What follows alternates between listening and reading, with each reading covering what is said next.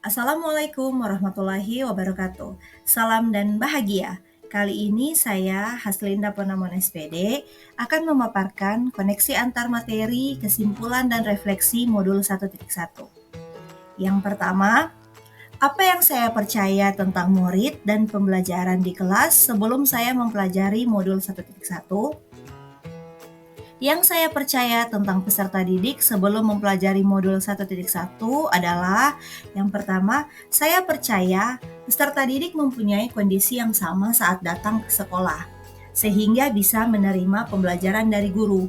Yang kedua, saya juga percaya peserta didik adalah individu yang kosong, yang dapat diisi dengan hal-hal baru yang diajarkan guru di sekolah. Yang ketiga, saya juga percaya yang terpenting pada peserta didik adalah ketuntasan belajar dan nilai-nilai mencapai KKM di setiap mata pelajaran. Yang keempat, saya percaya budi pekerti dan pengetahuan tentang kebudayaan bisa mereka dapatkan hanya pada guru agama, PKN, dan sejarah saja. Apa yang berubah dari pemikiran atau perilaku saya setelah mempelajari modul ini? Yang pertama, yang paling mendasar yang berubah dari pemikiran saya setelah mempelajari modul 1.1 adalah tujuan pendidikan yang menjadi tugas kita sebagai pendidik atau guru adalah menuntun segala kekuatan kodrat yang ada pada anak agar mereka dapat mencapai keselamatan dan kebahagiaan yang setinggi-tingginya baik sebagai manusia maupun anggota masyarakat. Sebelumnya saya berpikir pendidikan dan pengajaran bukanlah dua hal yang berbeda, dan saya selama ini lebih condong mengartikan tujuan dari pendidikan itu adalah pengajaran, yang artinya proses mentransfer ilmu kepada peserta didik. Dari mempelajari modul 1.1 ini, saya tersadar pendidikan dan pengajaran adalah dua hal yang berbeda. Pengajaran hanya sebagian dari pendidikan, dan tugas kita sebagai pendidik adalah bukan hanya pada proses pengajaran saja, tapi keseluruhan proses pendidikan, yaitu menuntun segala kekuatan kodrat yang ada pada anak agar mereka dapat mencapai keselamatan dan kebahagiaan yang setinggi-tingginya, baik sebagai manusia maupun anggota masyarakat. Yang kedua, anak-anak tumbuh dan hidup sesuai dengan kodratnya masing-masing. Artinya, kita sebagai pendidik harus bisa memahami anak sesuai dengan kodrat alam dan kodrat zamannya. Kita tidak bisa beranggapan bahwa setiap anak memiliki kondisi yang sama. Kodrat alam yang dimaksud adalah pendidikan harus sesuai dengan lingkungan tinggal dan kearifan lokal pada anak, sehingga mereka dapat menebalkan kearifan lokal mereka. Kodrat zaman yang dimaksud, pendidikan harus sesuai dengan kemajuan zaman. Artinya, pendidik harus menyesuaikan pembelajaran dengan zaman para peserta didik. Yang ketiga, menurut Ki Hajar Dewantara, anak bukanlah kertas kosong yang bisa kita tulis apa saja sesuai keinginan kita. Anak juga bukan kertas yang penuh dengan coretan yang sudah tidak bisa kita ubah.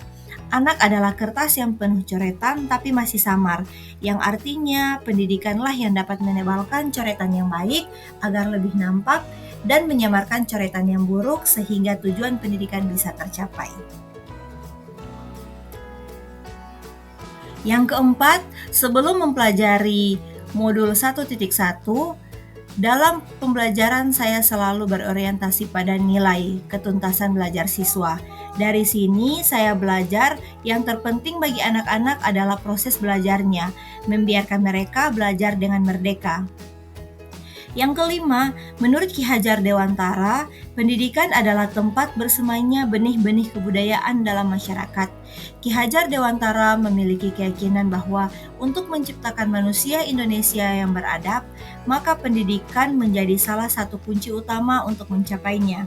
Pendidikan dapat menjadi ruang berlatih dan bertumbuhnya nilai-nilai kemanusiaan yang dapat diteruskan atau diwariskan. Dan setelah mempelajari modul 1.1, saya menjadi tersadar dalam membentuk budi pekerti dan juga menanamkan nilai-nilai kebudayaan kepada peserta didik bukanlah hanya menjadi tugas guru mata pelajaran saja, namun menjadi tugas seluruh guru yang merupakan pendidik anak-anak bangsa. Dari pemahaman yang saya dapatkan dengan mempelajari modul 1.1 ini, apa yang dapat segera saya terapkan lebih baik agar kelas saya mencerminkan pemikiran Ki Hajar Dewantara? Yang pertama, saya mengubah paradigma berpikir saya tentang tujuan pendidikan. Yang kedua, saya lebih menghargai peserta didik saya dengan segala kodratnya masing-masing.